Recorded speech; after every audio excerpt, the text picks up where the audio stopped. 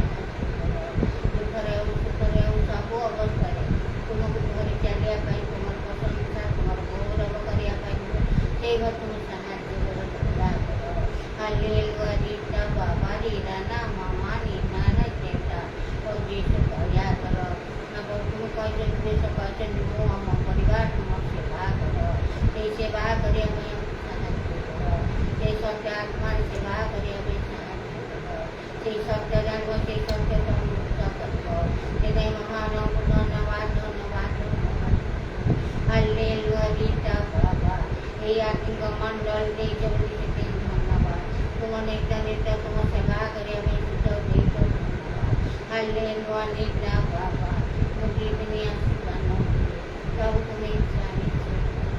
Apa tadi mata itu gara pula. Jadi punya mata cara kalau baca bola itu sakti itu. Kalau guru baca mata sangat kalau kita mengenal mengenal Bapa Nina Rita Rita kata kita Bapa. Kau Yesus daya kerja Yesus nama santi hati mukti hati ananda hati. Kita mengenal mengenal Bapa Nina Rita Bapa Rita Rita Bapa. Kau Yesus daya kerja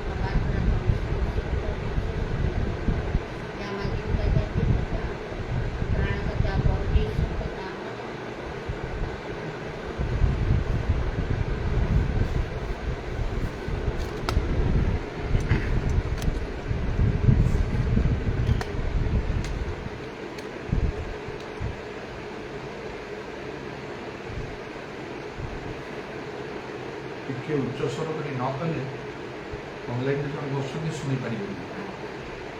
ଉଚ୍ଚ ସ୍ୱର କରିବା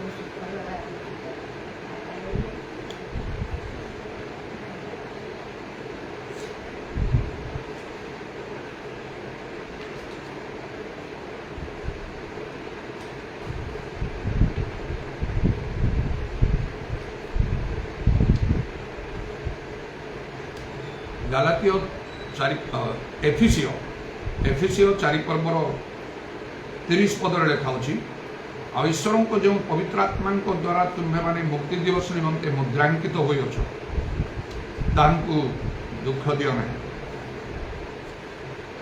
ପବିତ୍ର ଆତ୍ମା ଆମମାନଙ୍କର ମୁକ୍ତିର, ପରିତ୍ରାଣର, ଉଦ୍ଧାର ପାଇବାର, ଅନନ୍ତ ଜୀବନ ଲାଭ କରିବାର, ସ୍ୱର୍ଗ ରାଜ୍ୟରେ ପ୍ରବେଶ କରିବାର ଆଉ ତାହା ଗୋଟିଏ ଗ୍ୟାରେଣ୍ଟି ଅଟେ। ସେ ତାର ଗୋଟିଏ ନିଶ୍ଚୟତା।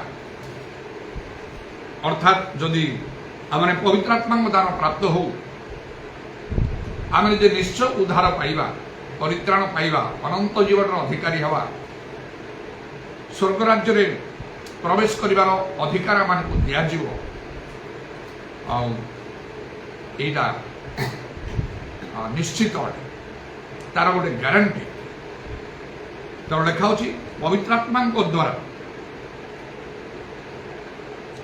ଆଉ ମୁକ୍ତି ଦିବସ ନିମନ୍ତେ ଆମମାନଙ୍କୁ ମୁଦ୍ରାଙ୍କିତ କରାହେଇଛି, ସିଲ୍ ଦିଆହେଇଛି, ଗ୍ୟାରେଣ୍ଟି ଦିଆହେଇଛି। ସନ୍ଦେହ ନାହିଁ ସେଥିରେ। ତେଣୁ ପିତର ଯେତେବେଳେ କର୍ଣ୍ଣିଲଙ୍କ ଗୃହରେ କଥା କହୁଥିବା ସମୟରେ ସମସ୍ତେ ପବିତ୍ର ଆତ୍ମାରେ ପୂର୍ଣ୍ଣ ହେଲେ, ସେତେବେଳେ ସେ କହିଲେ ଏମାନେ ଯେପରି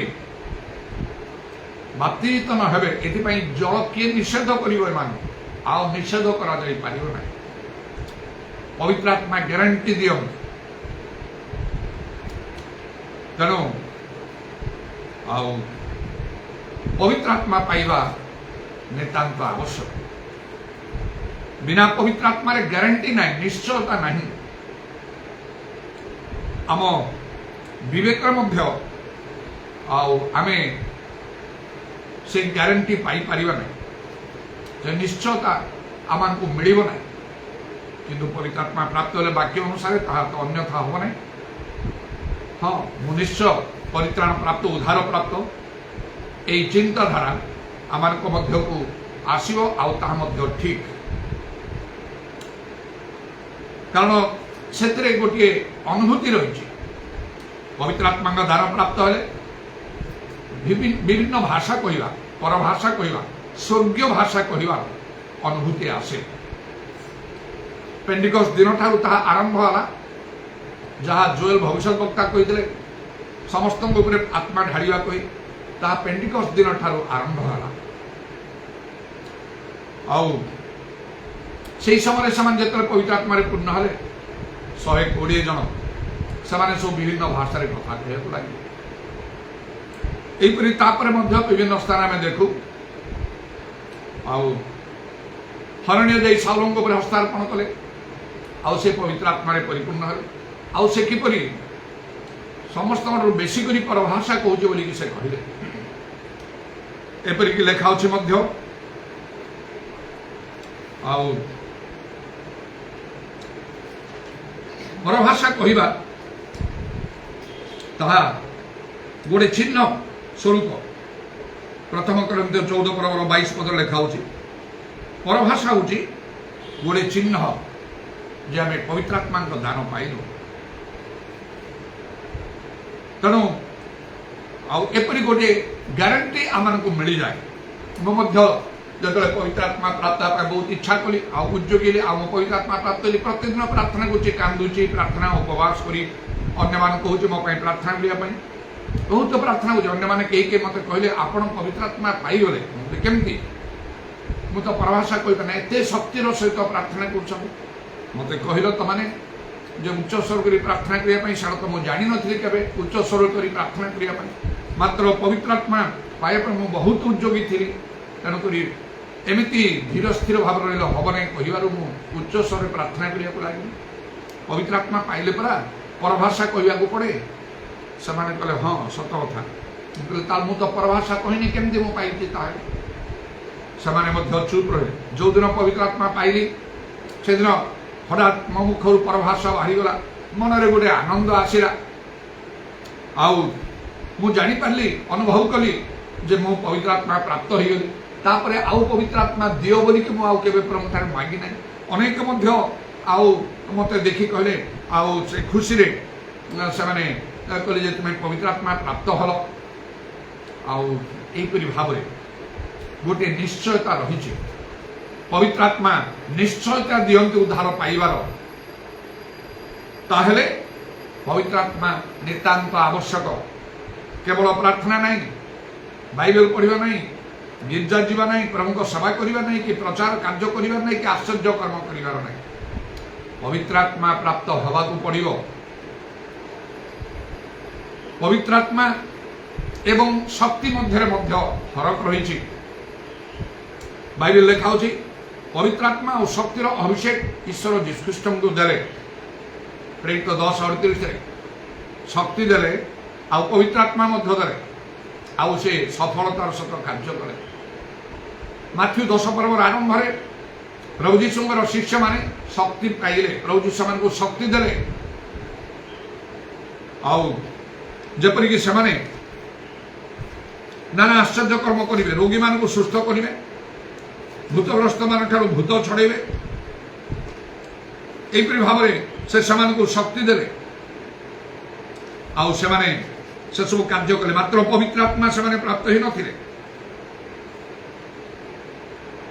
ଆଉ ଲୁକ 10 ପର୍ବର 19 ପଦରେ ମଧ୍ୟ ଲେଖା ହେଉଛି ପ୍ରଭୁ ଯୀଶୁ ତାଙ୍କ ଶିଷ୍ୟମାନଙ୍କୁ ଶକ୍ତି ଦେଲେ, ଆଉ ସାପ ବିଛା ସବୁ ଉପରେ ସେମାନଙ୍କୁ ଚାଲିବାକୁ ଶତ୍ରୁ କୌଣସି ଶକ୍ତି ସେମାନଙ୍କୁ କିଛି କ୍ଷତି କରିପାରିବ ନାହିଁ ଏସବୁ କହିଲେ। ତେଣୁ ସେମାନେ ଆଶ୍ଚର୍ଯ୍ୟ କର୍ମ କଲେ ସତ ମାତ୍ର ପବିତ୍ର ଆତ୍ମା ପାଇନାହାନ୍ତି। ତେଣୁ ଯେଉଁଦିନ ପ୍ରଭୁ ଯୀଶୁଙ୍କୁ ଶତ୍ରୁ ହସ୍ତରେ ସମର୍ପଣ କରାଗଲା ସେଦିନ କ'ଣ ହେଲା ଏଇ ଶିଷ୍ୟମାନଙ୍କର ଅବସ୍ଥା, ଯେଉଁମାନେ ଘର ଦ୍ୱାର ସମସ୍ତ ପରିବାରକୁ ତ୍ୟାଗ କରିକି ଆସିଥିଲେ, ଚାରିଆଡ଼େ ବୁଲି ସୁସମାଚାର ପ୍ରଚାର କରୁଥିଲେ, ଆଶ୍ଚର୍ଯ୍ୟ କର୍ମ କରୁଥିଲେ, କ'ଣ ହେଲା? ଯୀଶୁଙ୍କୁ ଅସ୍ୱୀକାର କରି ଚାଲିଗଲେ। ପିତର 3 ଥର ଅସ୍ୱୀକାର କଲେ। ସେ କିଏ ମୁଁ ଜାଣି ନାହିଁ, ରାଣ ପ୍ରମାଣ କରି କହୁଛି ବୋଲି କହିଲେ। ତାଙ୍କ ଶିଷ୍ୟମାନଙ୍କ ମଧ୍ୟରୁ ଜଣେ ମଧ୍ୟ ଯୀଶୁଙ୍କ ସଙ୍ଗେ ରହିପାରିଲା ନାହିଁ। ପ୍ରଭୁ ଯୀଶୁ କହିଲେ ପବିତ୍ର ଆତ୍ମା ତୁମ ଉପରେ ଅବତୀର୍ଣ୍ଣ ହେଲେ ତୁମେ ଶକ୍ତି ପ୍ରାପ୍ତ ହେବ, ପ୍ରେରିତ 1 ଆଉ ତାର 8ରେ। ତେଣୁ ଆଶ୍ଚର୍ଯ୍ୟ କର୍ମ କରିବାର ଶକ୍ତି ପବିତ୍ର ଆତ୍ମାଙ୍କର ଶକ୍ତି ଭିତରେ ଫରକ ଅଛି। ଶକ୍ତି ପ୍ରାପ୍ତ ହେଇକି ଜଣେ ଆଶ୍ଚର୍ଯ୍ୟ କର୍ମ କରିପାରେ ପବିତ୍ର ଆତ୍ମା ନ ପାଇ, ମାତ୍ର ଆଉ ପବିତ୍ର ଆତ୍ମା ନ ପାଇ ଯୀଶୁଙ୍କ ଠାରେ ସ୍ଥିର ରହିବା କଷ୍ଟକର, ତାଡ଼ନା ସବୁକୁ ସହ୍ୟ କରିବା କଷ୍ଟକର, ପ୍ରଭୁଙ୍କର ବାକ୍ୟକୁ ସମ୍ପୂର୍ଣ୍ଣ ରୂପେ ସଫଳ କରିବା କଷ୍ଟକର, ପ୍ରଭୁଙ୍କ ପାଇଁ ତାଙ୍କ ରାଜ୍ୟ ପାଇଁ ସଫଳତାର ସହିତ କାର୍ଯ୍ୟ କରିବା କଷ୍ଟକର। ପ୍ରଭୁଙ୍କର ବାକ୍ୟ ସମ୍ପୂର୍ଣ୍ଣ ରୂପେ ଆମେ ପାଳନ କରିପାରିବା ନାହିଁ ବିନା ପବିତ୍ର ଆତ୍ମାରେ। ଯଦି ପବିତ୍ର ଆତ୍ମାଙ୍କ ଦ୍ୱାରା ମାନେ ପ୍ରାପ୍ତ ହଉ ତାହେଲେ ଜିରିଜିକଲ 36 ପର୍ବର 26 ଆଉ 27 ପଦରେ ଲେଖା ଅଛି, ଯେତେବେଳେ ପ୍ରଭୁ 27 ପଦ ଲେଖା ହେଲା, ପୁଣି ଆମ୍ଭେ ତୁମମାନଙ୍କ ଅନ୍ତରେ ଆମ୍ଭର ଆତ୍ମା ସ୍ଥାପନ କରିବା ଓ ତୁମମାନଙ୍କ ବିଧିରୂପ ପଥରେ ଚଳାଇବା, ତହିଁରେ ତୁମମାନେ ଆମ୍ଭର ଶାସନ ସକଳ ରକ୍ଷା କରି ପାଳନ କରିବ। ତେଣୁ ଏହିପରି ଆଉ ଆତ୍ମା ପବିତ୍ର ଆତ୍ମା ଆମମାନଙ୍କୁ ଈଶ୍ୱରଙ୍କର ସମସ୍ତ ବାକ୍ୟ ପାଳନ କରିବାକୁ ସାହାଯ୍ୟ କରେ। ବିନା ପବିତ୍ର ଆତ୍ମାରେ ତାହା ହେବ ନାହିଁ। ତେବେ ପବିତ୍ର ଆତ୍ମା ନିତାନ୍ତ ଆବଶ୍ୟକ। ଯେଉଁମାନେ ପ୍ରଭୁଙ୍କର କାର୍ଯ୍ୟ କରନ୍ତି ସେମାନେ ପବିତ୍ର ଆତ୍ମାଙ୍କର କାର୍ଯ୍ୟକୁ ଯଥାସାଧ୍ୟ ବୃଦ୍ଧି କରିବା ପାଇଁ ଚେଷ୍ଟା କରିବା ଦରକାର, ନହେଲେ ସେମାନେ ପ୍ରକୃତ କାର୍ଯ୍ୟକାରୀ ହୋଇପାରିବେ ନାହିଁ, ପ୍ରକୃତ ପ୍ରଭୁଙ୍କ ଲୋକ ହୋଇପାରିବେ ନାହିଁ। ଏ ଶେଷ ସମୟରେ ପ୍ରଭୁ ସମସ୍ତଙ୍କ ଉପରେ ଆତ୍ମା ଢାଳିବା ପାଇଁ ଚାହୁଁଛନ୍ତି। ସେଦିନ ସେ କନିଯୋଗ ଗୃହରେ ସମସ୍ତଙ୍କ ଉପରେ ଆତ୍ମା ଢଳାଗଲା। ପିତର ଯିବାରୁ ସିନା ହେଲା, ପିତର ନ ଗଲେ କେମିତି ହୁଅନ୍ତା?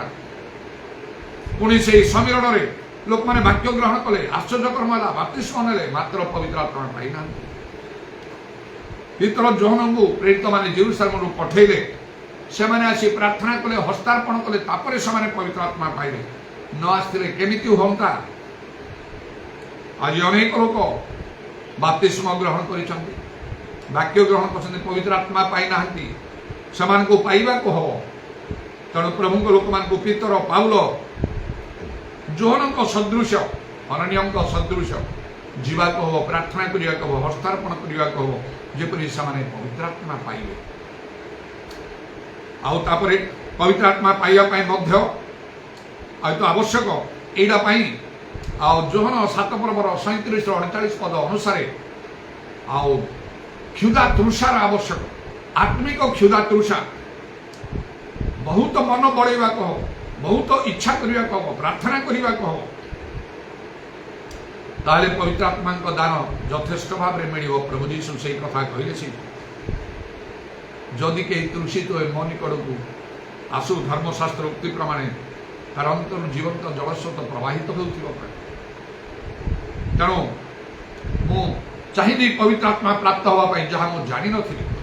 24 ବର୍ଷ ପର୍ଯ୍ୟନ୍ତ ଅନ୍ଧକାରରେ ମୁଁ ଥିଲି, ଆତ୍ମିକ ଅନ୍ଧକାରରେ, ସତ୍ୟ ଜାଣିନଥିଲି, ପବିତ୍ର ଆତ୍ମାଙ୍କ ବିଷୟ ଜାଣିନଥିଲି, ପରଭାଷା ବିଷୟରେ କିଛି ଜାଣିନଥିଲି। ବାଇବେଲ ପଢ଼ିଲେ ମଧ୍ୟ ସେଇ ପରଭାଷା, ପବିତ୍ର ଆତ୍ମାଙ୍କର ଦାନ ୟାଡ଼କୁ ମୋର ନଜର ଯାଉନଥିଲା। କିମ୍ବା କେହି ମଧ୍ୟ ଆଉ ଭଲ ଭାବରେ, ବିଶେଷ ଭାବରେ ଶିକ୍ଷା ଦେଇନଥିଲେ। ପ୍ରଭୁ ଅନୁଗ୍ରହ କରି ମୋ ଜୀବନକୁ ବଦଳେଇଦେଲେ। ଯେପରି ପ୍ରଭୁ ଯୀଶୁ ତାଙ୍କର ଶିଷ୍ୟମାନଙ୍କୁ ସେଦିନ କହିଲେ, ତୁମ୍ଭେମାନେ ମୋତେ ମନୋନୀତ କରିନାହ, ମାତ୍ର ମୁଁ ତୁମମାନଙ୍କୁ ମନୋନୀତ କରିଛି। ସେମିତି ପ୍ରଭୁ ମୋତେ ଖ୍ରୀଷ୍ଟିଆନ ହେଇକି ଡିପଲି ବାଇବେଲ ଷ୍ଟଡି କରିବି ଆଉ ଗଭୀର ବିଷୟ ଜାଣିବି ବୋଲି ସେଇ ଚିନ୍ତା ମୋର ଆସିନଥିଲା। ମାତ୍ର ପ୍ରଭୁ ମୋତେ ଧରିଲେ, এই ଚିନ୍ତାଧାରା ମୋ ଭିତରେ ଦେଲେ। ବହୁତ ଉଦ୍ଯୋଗୀ ହେଲି, ବହୁତ ଇଚ୍ଛା କଲି, दिन राति लगी पड़ी उपवास प्रार्थना सब कली मनरे जेति बुझिली पवित्र आत्मा माने पवित्र आत्मा पाइबा गले से तो पवित्र आत्मा तेणु मत पवित्र हवा को पड़ो एति कम से कम मु बुझिली मोर विवेक मत कहला आउे मनस्थ कली पवित्र आत्मा तो पाइबा को आउ मु पवित्र न तो हो पार ना मत समस्त छोट बड़ पाप त्याग करने को हम मनरे चिंता कली निष्पत्ति नेली ठीक अच्छी मो प्रभु को कहबी पाप स्वीकार कले से क्षमा करे विश्वास नियाबा यीशु रक्त धोई देव सब पाप आवा निष्पत्ति मु नेली मु पाप करी ना छोट बड़ जहाँ पाप अच्छी मत क्षमा कर दियो यीशु तुम रक्त धोई दियो मत पवित्र आत्मा दरकार मत पवित्र आत्मा पाइबा को परभाषा कहवा दिने स्वप्न प्रभु मत देखिले गोटे काप्ता को मो हाथ में मो बापा प्रचार करते कहले एमती स्वप्न देखिले बापा बोले काप्ता हूँ पवित्र आत्मा चिन्ह तू तो तू तोर लक्ष्य हासिल करना आहरी मो उद्योगी हेली आउ गोटे आत्मिक सहायता गली से रही अल्प दिन मध्य गोटे उद्दीपना सभा पवित्र आत्मा दान प्राप्त हो वाक्य सफल है जौन 7 पर्वर 37-39 पद सफल है मंत्र जीवंत जलस्रोत प्रवाहित है पवित्र आत्मा कार्य आउ प्रभु मो द्वारा बहुल भाव में साधन करने लगे से दिन ठारू मु प्रभु उद्योगी कार्य कली अनेक अनेक मो बापा माँ पितृ परिवार निज लोक मैंने गोष्ठ लोक मैंने प्रचार सब पवित्र आत्मा दान प्राप्त है गिरजा प्रार्थना कलु माने पवित्र आत्मा मान को दरकार ए लक्ष्य में कि गिरजा प्रार्थना में करिया आरंभ कलु ता पूर्व कहन खाली गीत गाई बाइबल पढ़ी प्रार्थना करी दान देकी सारुथु एबे आ सेटा नै पवित्र आत्मा दरकार जो माने मंडली को अच्छे माने केमती पवित्र आत्मा पाइबे सेपरि समान को वाक्य द्वारा शिक्षा दे उत्साहित करी समान आ जोठी मु कार्य करी पवित्र आत्मा दान वृष्टि प्रभु दरे मंडली गुडी को प्रभु गढ़िबा को मते सहायता कले मो जने लोक द्वारा कौन सी ऑर्गेनाइजेशन रे मु जोग दे काम करे नै कौन सी मिशन रे कौन सी दल रे मु रहिले नै एकुटिया उद्योगी कार्य करी पाउलंग करी आ पवित्र आत्मा कार्य चारियाडे वृद्धि पाइबा लागला बाइबल लिखा होची तुमरो जहाँ अछि तार दृढ़ रूपे धर रख जेपरि तुमरो मुकुट के हरण करियो नै आज 44 वर्ष ऊपर हला मोर परिवर्तन हे पवित्र आत्मा दान प्राप्त होई 1982 मसिया फेब्रुआरी मास 7 तारिख रे पवित्र आत्मा दान प्राप्त हेली आ आज पर्यंत मु ताहा धरी रखी पवित्र आत्मा कार्य चारियाडे सुजोग मिले मीटिंग गुड़ाक बड़ बड़ मीटिंग विभिन्न चर्च मान केमी पवित्र आत्मा कार्य यथा साध्य जत्न करुँची आपण मैंने सेपरी करतु मनीष को खुशी करना प्रभु को खुशी करूँ कारण दिने आम हिसाब देवा हम प्रभु जीशु कहे तुमको 5 तोड़ा दिगला कि 2 तोड़ा दिगला कि 1 तोड़ा दिगला तार हिसाब दियो कह पवित्र आत्मा कार्य करने सहज ना बहुत बाधा प्रतिबंधक आसे ख्रीष्ट विश्वासी माने ख्रीष्टीय नेता माने बहुत विरोध करती तेणु आमको साहस दरकार आउ गोटे संकल्प दरकार केवल सेतिकी ना निजे मध्य यथेष्ट पवित्र आत्मा पूर्ण हो आत्मिक दान गुड़ाक प्राप्त हवा दरकार ताहले से कार्य करी हो प्रभु संगरे रही समस्त कार्य सफल करें नहम ना बहुत उद्योगी से हवा पड़े ताही प्रकृत कार्य कारण शेष समय समस्त अपना आत्मा वृष्टि करने प्रभु चाहते ताले कार्य को आम को ही सफल करने ना आउ किए कर तेणु आउ पवित्र आत्मा आम उद्धार निमंते परित्राण पाइबापी स्वर्ग जावाई यीशु आगमन समय मंडली ऊर्ध्वगमन करने समय आम ऊर्ध्वगमन करने पवित्र आत्मा नितांत दरकार जेकोसी प्रकार पवित्र आत्मा पाइबा हम एक मन को नियंतु जदि पवित्र आत्मा पाई ना पाइबापी लगी पड़तु आप्राण उद्यम करूँ यथेष्ट प्रार्थना करूँ उपवास करूँ रोदन करूँ विलाप करूँ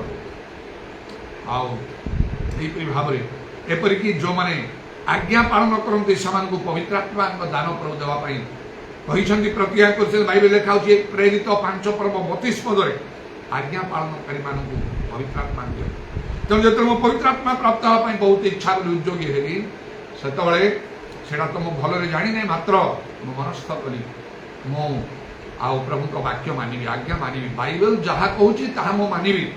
ଆଗେ ବାଇବେଲ ପଢୁଥିଲି, ନାଟାକୁ ପଢିକି ବନ୍ଦ କରିଦେଉଥିଲି। ଖ୍ରୀଷ୍ଟିଆନ ଲୋକ ବାଇବେଲ ଟିକେ ପଢିବା, ତା ଗୋଟେ ଛୋଟ ନ୍ୟୁ ଟେଷ୍ଟାମେଣ୍ଟ ଇଂଲିଶ ରଖି ଟିକେ ପଢୁଥିଲି, ତା ଗୋଟେ କିସ୍ ଦେଇକି ଚୁପ୍ କିନା ରଖୁଥିଲି। ସେଇଟା ହବ ନାହିଁ। ମୁଁ ବଦଳି ଗଲି, ଏବେ ବାଇବେଲ ପଢିଲି, ମନ ପ୍ରାଣ ଦେଇକି ପଢିଲି, ବାଇବେଲ ବୁଝିବା ପାଇଁ ଇଚ୍ଛା କଲି, ପ୍ରାର୍ଥନା କରି ପ୍ରଭୁ ମୋତେ ବାକ୍ୟ ବୁଝିବା ପାଇଁ ସାହାଯ୍ୟ କର, ଶକ୍ତି ଦିଅ, ଜ୍ଞାନ ଦିଅ, କାରଣ ଏଇଟା ଈଶ୍ୱରଙ୍କର ବାକ୍ୟ, ମଣିଷର ବାକ୍ୟ ନାହିଁ।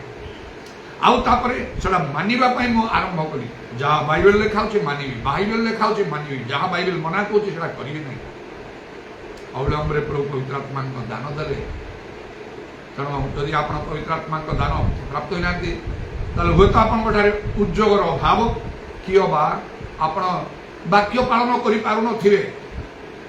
ଆପଣ ଜାଣୁଛନ୍ତି ପ୍ରଭୁଙ୍କର ବାକ୍ୟ ମାତ୍ର ମାନୁନାହାନ୍ତି। ଉପଯୁକ୍ତ ପ୍ରଭୁଙ୍କ ଲୋକମାନେ ବାକ୍ୟ ଶିକ୍ଷା ଦେଉଛନ୍ତି କିନ୍ତୁ ଗ୍ରହଣ କରୁନାହାନ୍ତି। ସେଇଟା ପାଇଁ ହେଇଥିବ, ସେଟା ଚିନ୍ତା କର।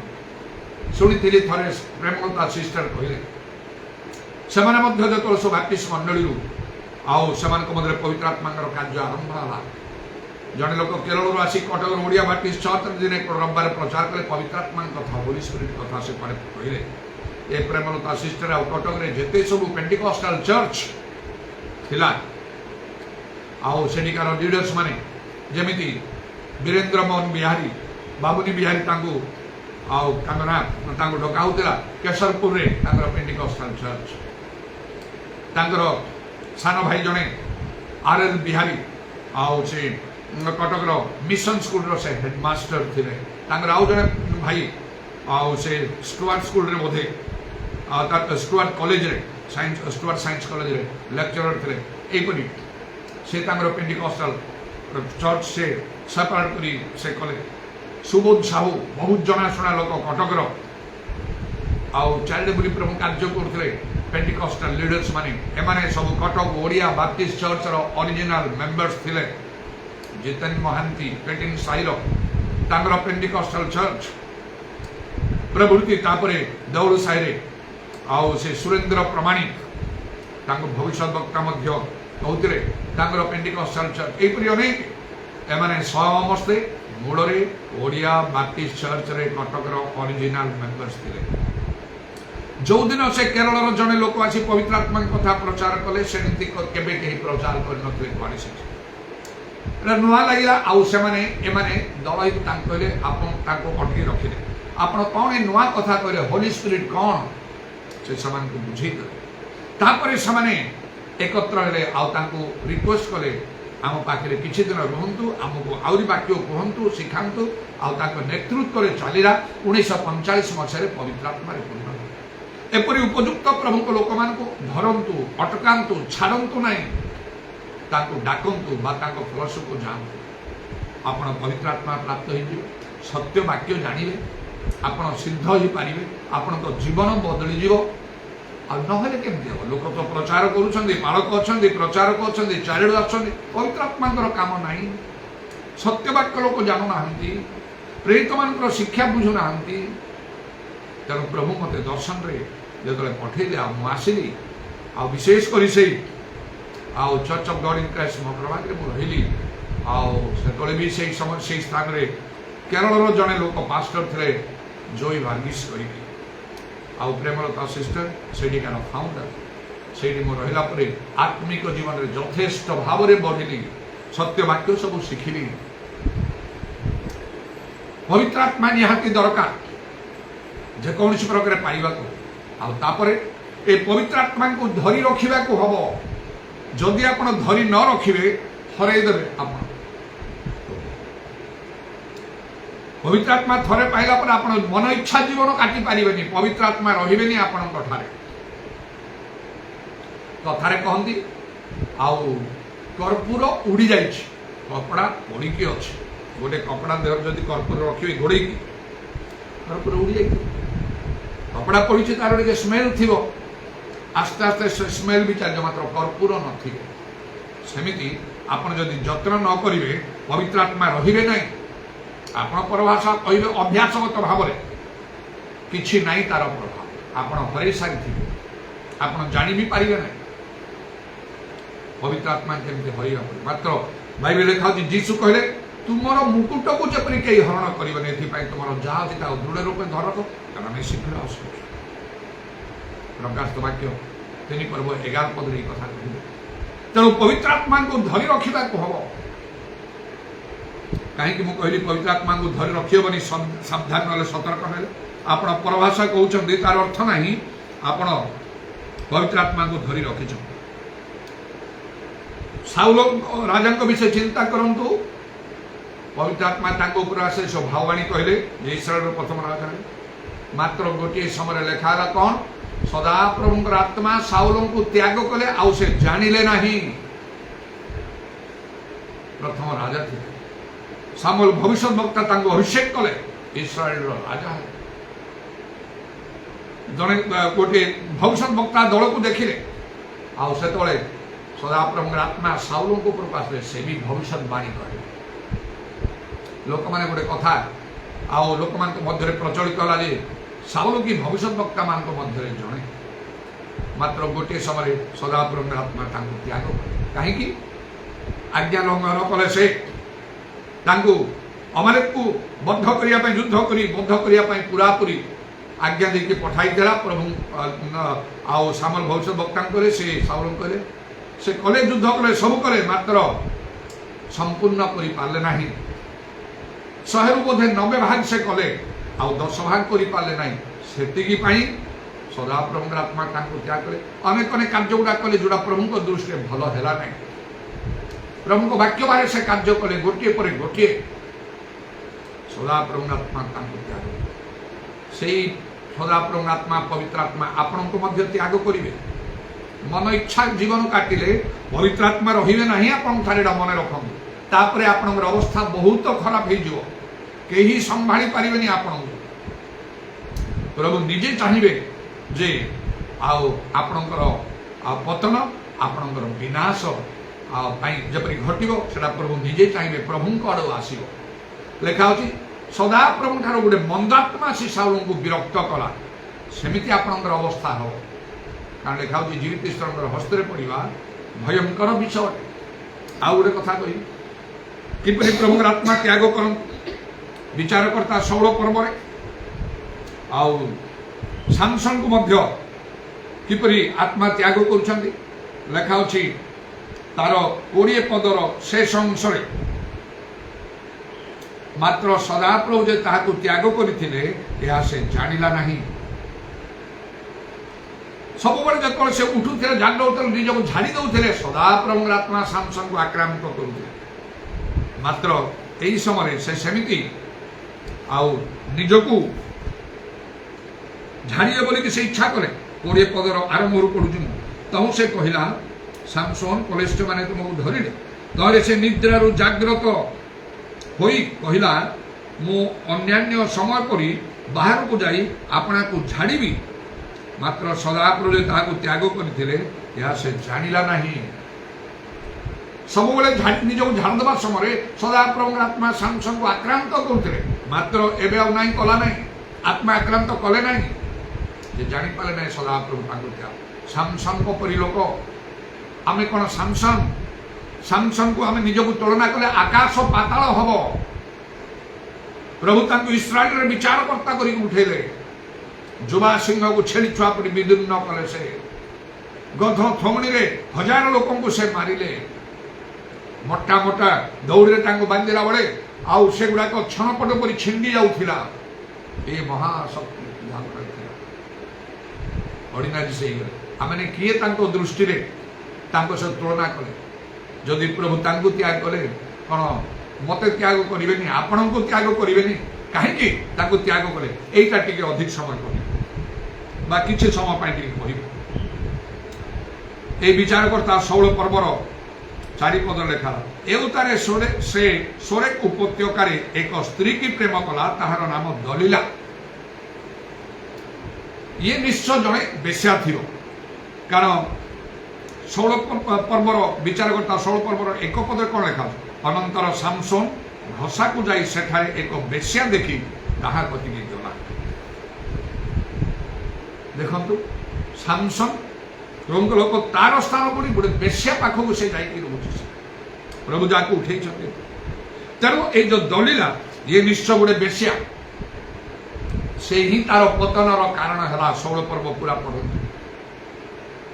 तार प्राण मन पर्यंत अस्थिर हवा जाए से तुम महाबल कौटी अच्छी तार शक्ति भेद कौन मत कह कहीं कहना मत प्रेम करूना एने पुलिस अधिपति मैंने आसिक आम तुमको बहुत टंका पैसा सब दबू ताकू मना बुझाओ ताठे से सब से स्त्री को सब कहला पाख न जाइए हम दलीला हूँ कारण सामसन पतनर कारण आत्मा त्याग कले तेणु दलीला विषय सावधान हूँ जेपरिक आत्मा त्याग करें दलीला किए से कथा मु संक्षिप्त कहूँ प्रथम जड़े अविश्वासी विषय बाइबल लेखा अविश्वास तो असमान रूपे जोचा जाओ ना प्रभु लोक मैंने विश्वासी मैंने पवित्र दान प्राप्त लोक मैंने नॉन बिलीवर्स मान ठार सेपरेट रुहतु बेसी समय सामान सहित मिशंतु ना जो जदि कम को जाऊँ ऑफिस को बिजनेस एमती जगह मान को जी कर्तव्य से करतु सहित संपर्क बढ़ातु ना फ्रेंडशिप करतु ना आपण पड़ीजे एकदम मात्र विश्वासी मान सहित आउ प्रेरित मान शिक्षा सभा रोटीन प्रातः निविष्ट भाव रही कहुई भल प्रभु लोक मान संगे रुहतु अविश्वासी मान सहित असमान रूपे जोचा जाओ ना से बाहरी आस ताले आमे तुमको ग्रहण करिबा तुमे हमर पुत्र कन्या हबो आमे तुमर पिता हबो बोली बाइबल लिखा अछि आउ से करंथ्य पुस्तक रे आउ ता लिखा अछि प्रथम करंथ्य रे किपरि पाई अविश्वासी मान सहित असमान रूपे जोचा जीव ना ताहेले आमे तुम संगे रहिबा द्वितीय करंथ्य 6 पर्व तार 14 रु 18 पद देखिबे सेमान को ठारू आउ तुम्हें बाहरी आसो बोल लिखा एणु प्रभु सत्रपद लेखा एणु प्रभु यह कहती तुम्हें मैंने से मध्य बाहरी आस आउ पृथक हुओ नले परी दलीला है अविश्वासी अविश्वासिनी अनबिलीवर क्रिश्चियन लोक हेले समस्ते क्रिश्चियन माने बिलीवर ना बाइबल पढ़ुना बाइबल मानुना पवित्र आत्मा को कार्य को विरोध करती घृणा भी करती क्रिश्चियन नेता माने एबे आपण चिंता करନ୍ତୁ मु तो सत्य कथा कहिदेबी मो जीवन परिवर्तन होला अविश्वासी मान सहित संपर्क रखा मोर मन है ना निज लोक मैंने मु अलग ही गली मो सर्कल चेंज हो गला दलीला किए दलीला हूँ व्यभिचार व्यभिचार रु पलायन कर लिखाई से तो बेसिया स्त्री पाक गला लिखा एमती काम व्यभिचार रु पलायन कर पृथक रुहतु अन्य जेकोसी पाप कले शरीर बाहर हुए व्यभिचारीटा शरीर सहित हुए अन्य सबु पाप ठारू सांघातिक पाप आ लिखा तुम शरीर पवित्रात्मा मंदिर ईश्वर मंदिर पवित्रात्मा बास करती से मंदिर तुम्हें माने ता पवित्र जे ईश्वर को नष्ट करे ईश्वर ताहाको नष्ट करिवे लिखा तेणु दलीला होती व्यभिचार व्यभिचार पृथक रहतु आपण व्यभिचार कर्म जदि करिए पवित्रात्मा केबे रहिबेनी आपण ठारे आपण अभ्यासगत भाव में परभाषा कहे झमझम शब्दकारी करताल हम आउ किछि नाही सेना आपण निजको पृथक रखतु से नजे पवित्रात्मा चलीगला आपण अवस्था बहुत बहुत खराब हो आ प्रभु निजे चाहिए समस्त सम्मुख में आपण को पदारे पकईवा आजपरिक से साउल प्रभु आत्मा त्याग करे मंदात्मा विरक्त कर समस्ते देखुं जानूँ शेष में कौ प्रकार मृत्यु है खड्ग धरी निजक निजे आघात करे सामसन को प्रभु पदारे पकईदे कौन है धरले बेड़ी बांधिले आखि उपाड़ी कौतुक कले कौन है तेणु दलीला है व्यभिचार आउ दलीला हूँ कौन शरीर अभिलाष गलाती पुस्तक लिखा सरल अभिलाष सरल कार्य आत्मा प्रतिकूल आत्मा कार्य सरल प्रतिकूल तेणु आत्मा आचरण कर ताहे तुम्हें सरल अभिलाष पूर्ण कर गलाती पुस्तक लिखा भोजन पान क्रय विक्रय विवाह देवा नेबा आउ सुंदर वस्त्र परिधान समस्त शरीर विष बाइबल लिखा जे शारीरिक भाव मृत्युजनक आत्मिक भाव जीवन शांतिदायक आउ लिखा कौन ईश्वर राज्य भोजन पान नुहे मात्र धार्मिकता शांति वो पवित्र आत्मा ठारे आनंद धार्मिकता मार्ग में चलतु शांति रुहतु पवित्र आत्मा ठारे आनंद करूँ शरीर अभिलाष रु रुहतु नचे आत्मा द्वारा आचरण करें ईश्वर अभिलाष आत्मा प्रतिकूल पवित्र आत्मा आपन ठारे ठीक भाव में कार्य करें ना आउ चतुर्थ दलिला कौन यहाँ हूँ आज्ञा लंघन ईश्वर वाक्य को अमान्य करवा कारण व्यभिचार कर ना नरहत्या कर ना प्रतिमा पूजा कर ना जन व्यभिचार कर आज्ञा लंघन कला ईश्वर आज्ञा दि जाए पालन करने लंघन पाई ना जदि आम आज्ञा लंघन करुचु पाप करुचु आ पवित्र आत्मा रही पारे ना आम ठारे तेणुक तो लिखाला आउ से कौन प्रेरित 5 पर्व 32 पदरे आज्ञा पालनकारी मानू प्रभु पवित्र आत्मा दियंती आपड़ जदि आज्ञा पालन न करेंगे पवित्र आत्मा आपन ठारे रहिबे ना पवित्र आत्मा शक्ति अभिषेक आपन ठारे रहिबे ना मु कहली 1982 मसीहा पूर्व 81 मसीहार शेष जो मोर परिवर्तन है मु पवित्र आत्मा पाइबा चाहिए मनस्थ कली संकल्प कली बाइबल मानिबी वाक्य जहाँ कहूँ ताहा मानिबी जहाँ मना करुच्ची करी ना पाप जहाँ सब पाप भूल सब स्वीकार कर अंतर तेणु प्रभु स्वप्न दर्शन में कथा कर देखले अल्प दिन में पवित्र आत्मा पूर्ण कले पवित्र आत्मा कार्य को अतिशय वृद्धि करने मत प्रभु व्यवहार कले आपण जीवन सेमती वाक्य मानतु वाक्य अनुसार बाइबल जहाँ कहूँ ताहा ना पवित्र आत्मा शक्ति आपन ठारे कार्य कर दलिला विषय 4टा कथा कहले दलिला अविश्वासी दलिला व्यभिचार दलिला शरीर अभिलाष दलिला आउ आज्ञा लंघन ये विषय सतर्क हूँ आ जहाँ अच्छी दृढ़ रूपे धर रखु पवित्र आत्मा को धर रखु हरांतु ना पवित्र आत्मा को हरांतु ना जमती कि से प्रथम थेसलोनिके 5 पर्व आउ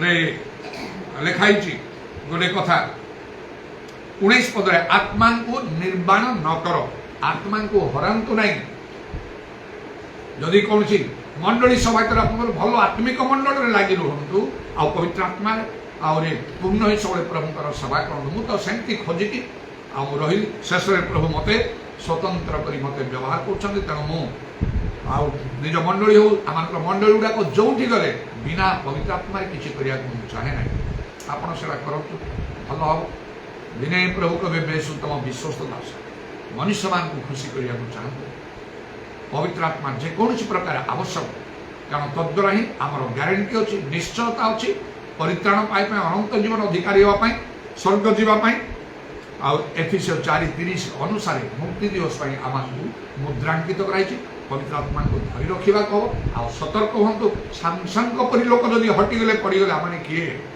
आप किए साउल जदि पड़गले आत्मा से त्याग कले से दलिला ठारू सावधान हालेलुया प्रेज द लॉर्ड उदारवानी खारवा सकला रवानिया तारवानी खारवा अंदाला रवानी खारवा अंदाला रवा तुम नामर प्रशंसा गौरव जुगे जुगे आज समय पाई धन्यवाद सुजोग पाई धन्यवाद आमान को दया करो पाप दोष दुर्बलता जो तमांचना रक्त दौत परिष्कृत अपना विषय सावधान हाँपाई तुम्हें अनुग्रह सदा सर्वदा पवित्र आत्मा परिपूर्ण और परिचालित हाँपाई पवित्र आत्मा कार्य को अतिशय वृद्धि करने तुम्हें दया करो कारण तद्वारा आम को गोटे ग्यारंटी दि जाए निश्चयता दि जाए आम मुक्ति पाइबू जीशु आगमन बेले आम सुबुद्धि कन्यापरी संगे आम मिलित हो पारू केवल जदि प्रकृत आम पवित्र आत्मा परिपूर्ण जीवन काटे जदि आत्मा मान को त्याग करना पूरा ताबा शाखाला रबानी खाराबा त्रमाना काराबा शाखाला रबानी दाराबान दारा रबा जीशु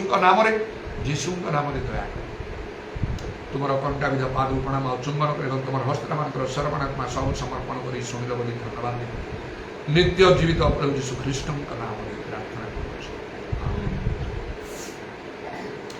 आत्मा मंडलाता आत्मा मंडलाता, आत्मा मंडलाता, आत्मा मंडलाता, पेंटिकोस्ते दिन समान, आत्मा मंडलाता, पेंटिकोस्ते दिन समान, आत्मा मंडलाता. पिता ईश्वर पर प्रेम प्रभु यीशु ख्रीष्ट पर आत्मा पवित्र आत्मा मेरो सहायता प्रभु यीशु पर दुर्गमय पदार्थ में पहुंचता है समस्त मेरो सर्व